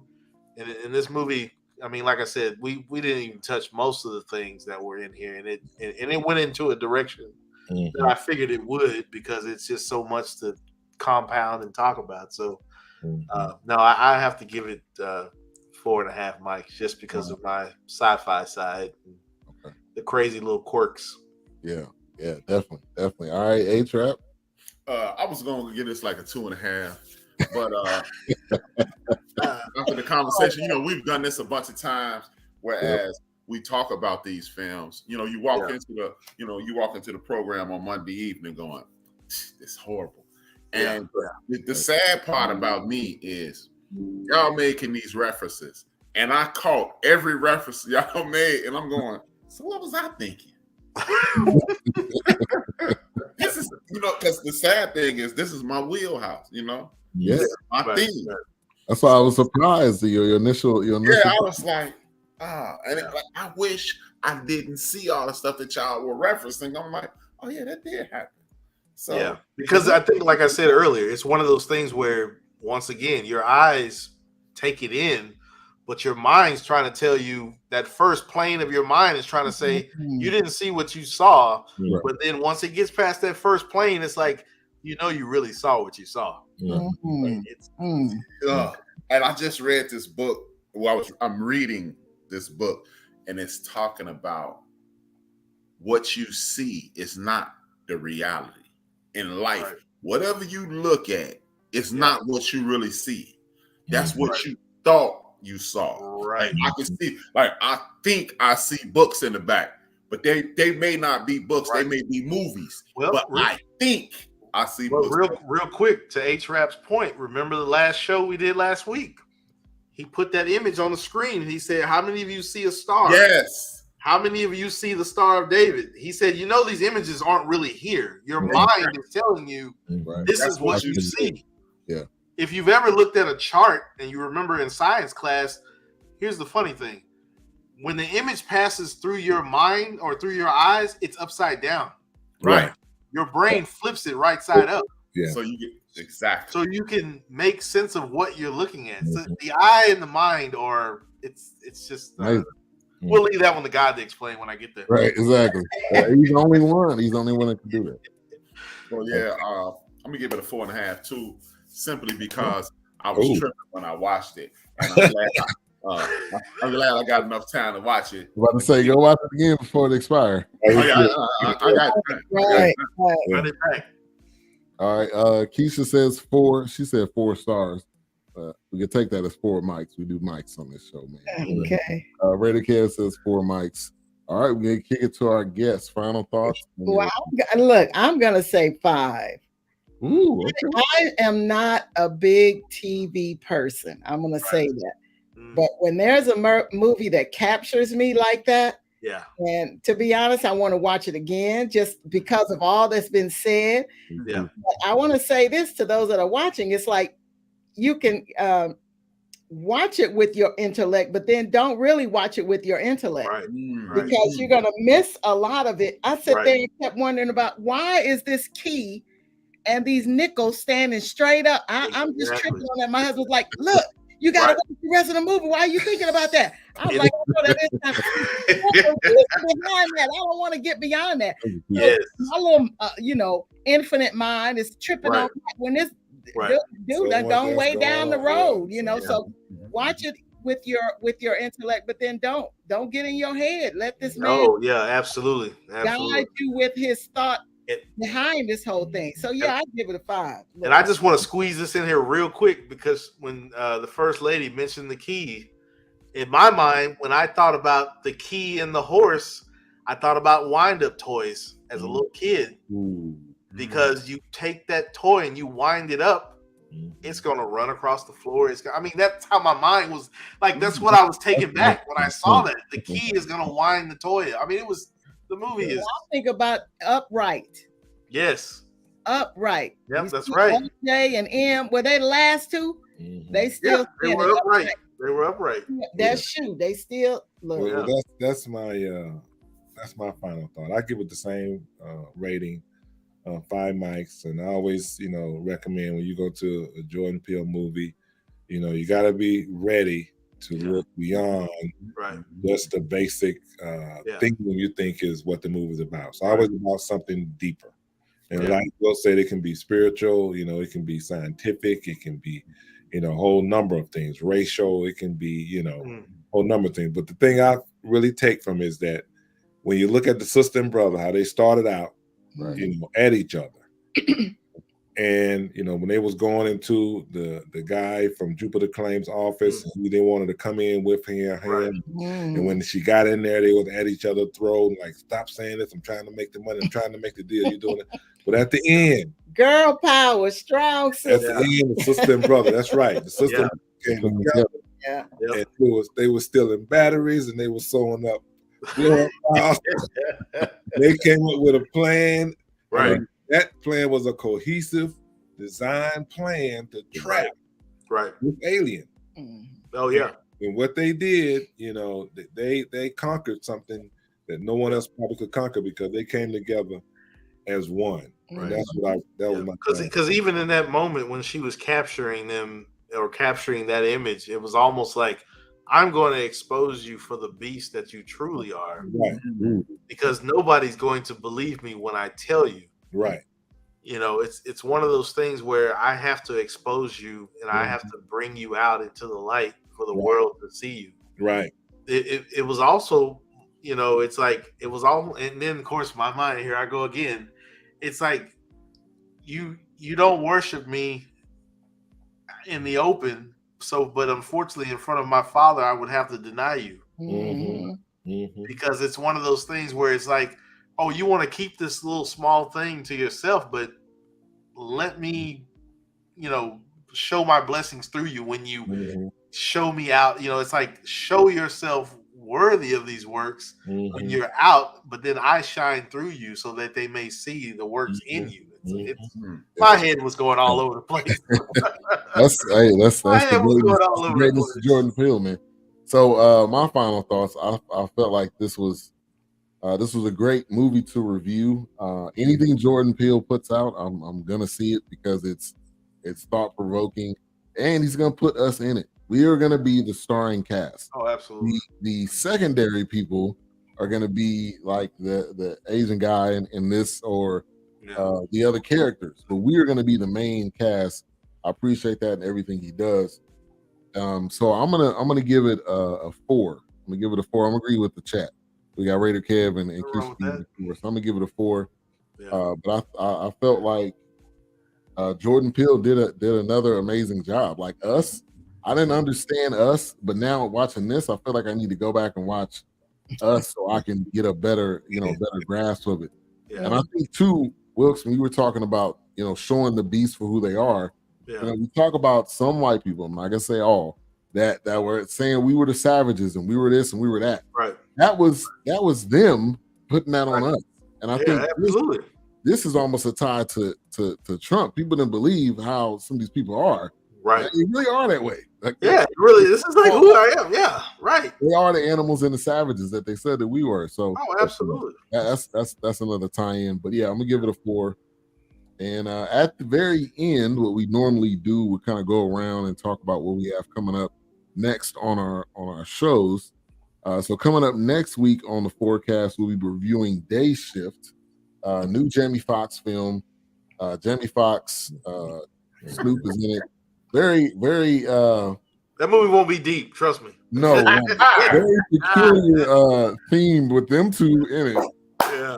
So it was good though. It was good. It was good for what? Yeah, absolutely. I agree. It was good for what it was because, one, it's like, okay, it's the West Coast. It's great to see Snoop in there. It's great to see Jamie Foxx doing his thing out in LA, outside of movies, and he's coming out. It's just the whole setting, and then just for what it was for face value, it's like, okay, it's gonna be comedic, it's gonna be ridiculous, it's gonna be Jamie Foxx, and then it's like, with me growing up with Snoop Dogg, it's like, man, I remember him, growing up, and it's like he's everywhere now. Like I mean, pop culture. He's almost like after a while he could be Granddaddy Snoop. So it's like, he was cooking fettuccine Alfredo with Martha Stewart.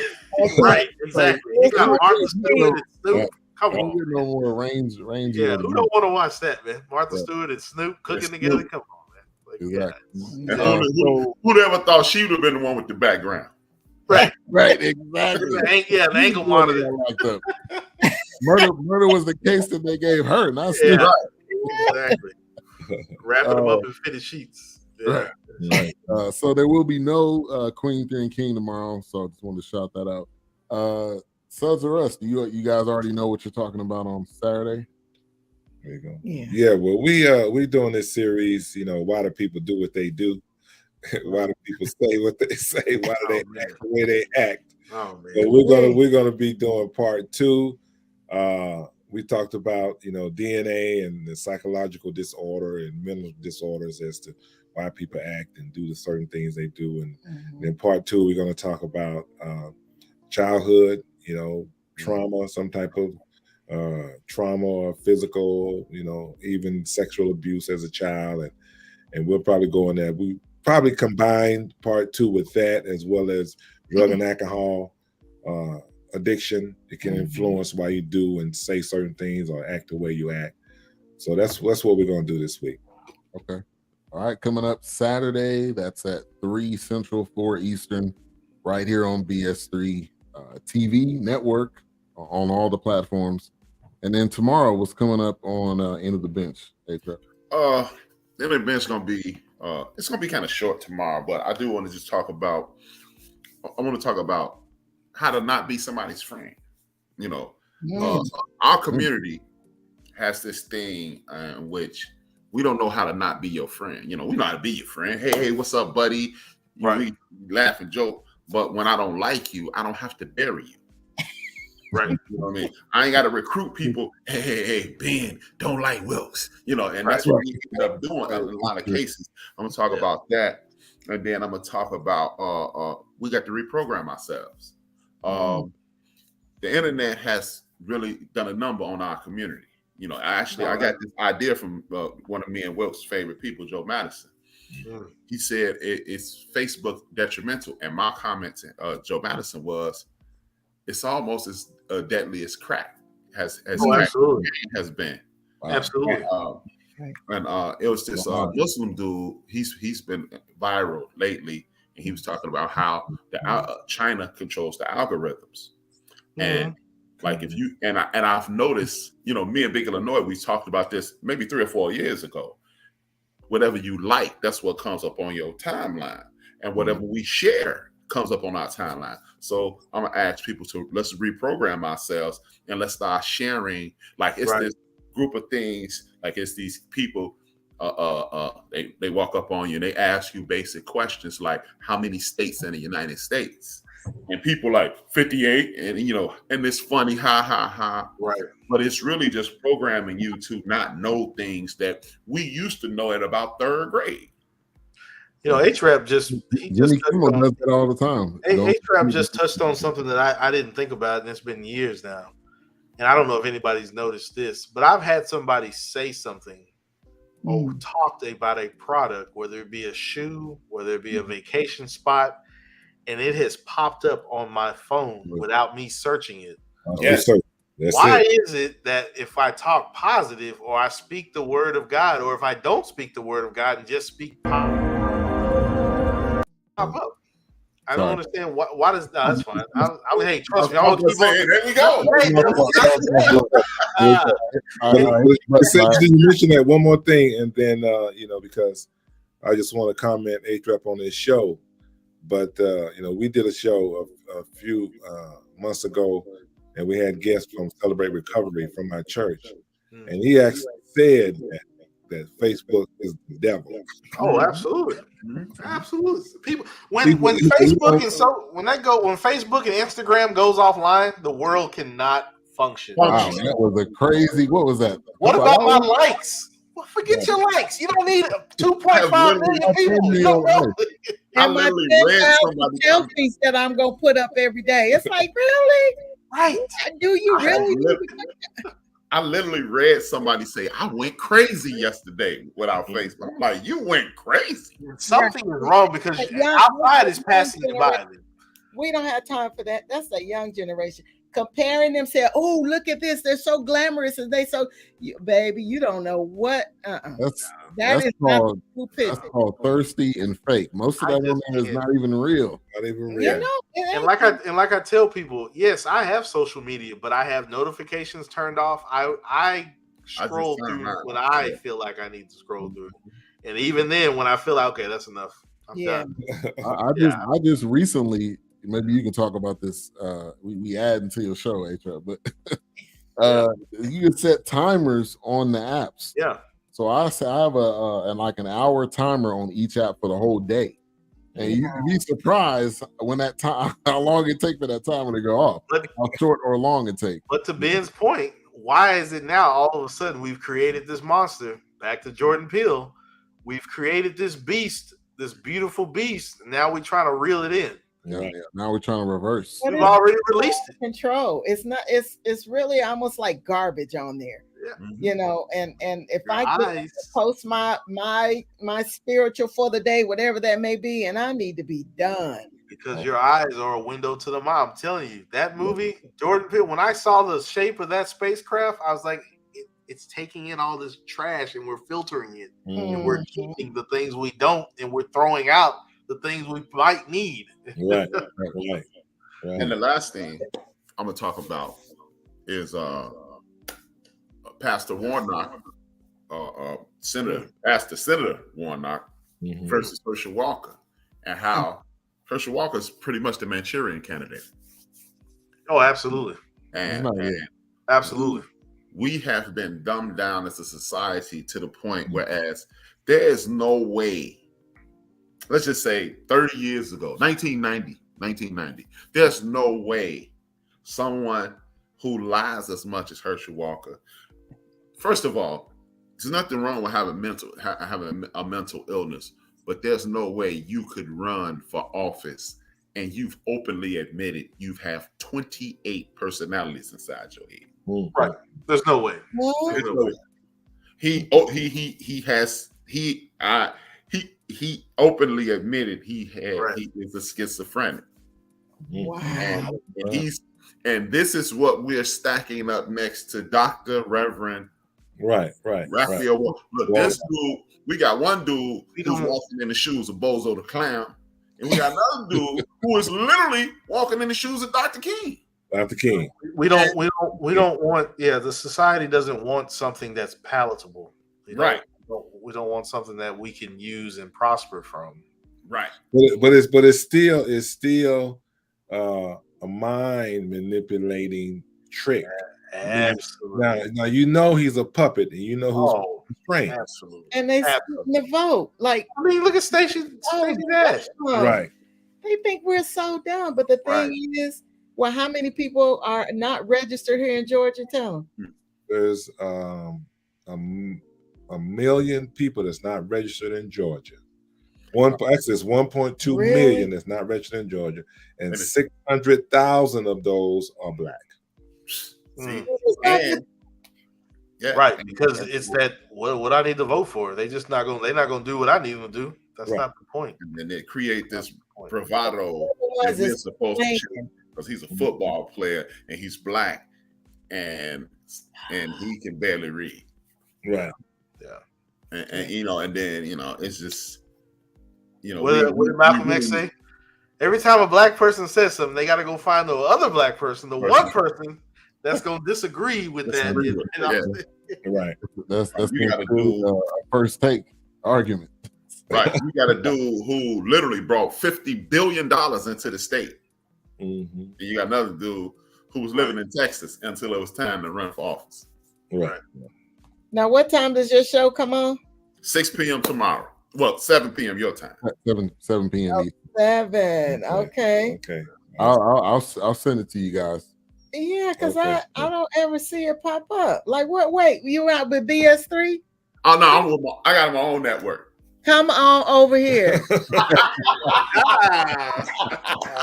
What you doing? Popping up. We already sold it. Yeah, he Like, got well, that's why it's not popping up. The end of the bench. What? Okay, that's the podcast name. Yeah, send it on over, Trey. But I'll send it to you. One of our big supporters. Thank you, sir. Oh yeah, every week. Every week. Yeah, Yes, every indeed. week. And he's sharing the shows and everything. We appreciate that. Yeah. Every week. All right. So coming up next week, we got Day Shift. And thank you guys for tuning in. Thank you. Oh, me and BJ this week too. Oh yeah, on Wednesday. Wednesday. Yeah, A-Trap does a show with his son, A-Trap and B. I like how you did that. Oh, okay. All right. Nice. Dive into a lot of a variety of topics. Yeah. Yeah, he's coming up with 3. I'm coming up with 3. What we're doing is we're filtering in like the first 6-8 shows we were introducing ourselves to people, and now we're going to share our opinions on pop culture and life, the current events and things of that nature. Mm-hmm. Good. Okay. So Right. Thank you, Sudds-R-Us, for coming on the show tonight. Oh, yeah. Wonderful. Yes, you're welcome. Yeah. You're welcome back. That was great. Yeah. Great having you I was guys. gonna last, but we lasted till 11:30. I'll tell you, once we get talking, that time goes by. Yeah. We always try to wrap it up by 10, but that don't really happen. You usually don't have- We rarely wrap it at 10. We keep going. So, Wilkes, as always, appreciate you, man, for your insight. And Yeah, thanks. No, I appreciate being here. I really love to have the pastor and the co-pastor on with us. That's always. Yes. No. Oh no, that's okay. That's okay. But A-Trap, go ahead and close this out. Well, as we say every week, thank you for tuning in. We really appreciate you guys for supporting. Please comment. Like even after you log off, please comment, because the comments help the algorithm that drives people towards BS3. So even after you get off, make sure you comment and just type in yes if you want to. Just do it. Put some heart. It don't matter. Do something. Put the mics. Right. Yeah. Put your mics in there. And as usual, I salute Reggie O'Shea by saying, dream your dreams and man up, woman up, and live your dreams, because life without dreams flows in black and white. Life with dreams flows in Technicolor surround sound. And y'all already know it's the middle of a recession. If I owe you something, I ain't got it. And if you need it, get it from God. Peace, y'all. Have a good night. Have a good day. All right.